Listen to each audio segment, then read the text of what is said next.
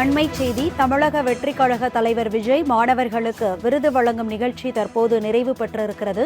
அண்மை செய்தியாக பார்த்துக் கொண்டிருக்கிறோம். விவரங்களை செய்தியாளர் மணிகண்டன் வழங்க கேட்கலாம். மணிகண்டன், இது குறித்த விரிவான விவரங்களை பகிர்ந்துக்கலாம்.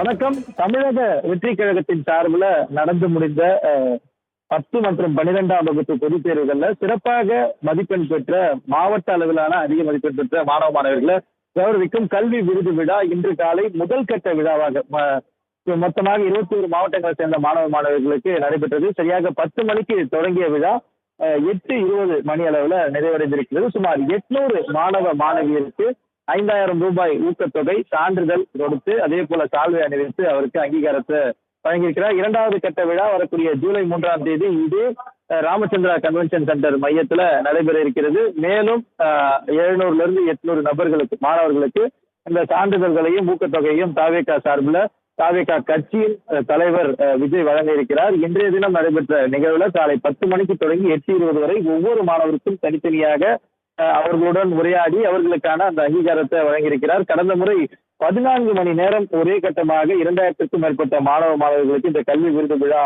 நடைபெற்றது. இந்த முறை மாணவர்கள் காத்திருக்க கூடாது என்று 2 செஷனாக பிரித்தும் கூட மாணவர்களின் சில உரையாடல்கள் அதே போல தனித்தனியாக புகைப்படம் எடுக்க வேண்டியதன் காரணமாக காலதாமதம் ஏற்பட்டிருந்தது. இருந்த போதிலும் 10 மணி நேரம் 20 நிமிடங்கள்ல இந்த நிகழ்ச்சி முடிக்கப்பட்டிருக்கிறது. அடுத்த கட்டமாக 2வது கட்ட கல்வி விருதுகள் வழங்கும் விழா வரக்கூடிய ஜூலை 3ஆம் தேதி நடைபெற இருக்கிறது. விவரங்களை பகிர்ந்து கொண்டமைக்கு நன்றி மணிகண்டன்.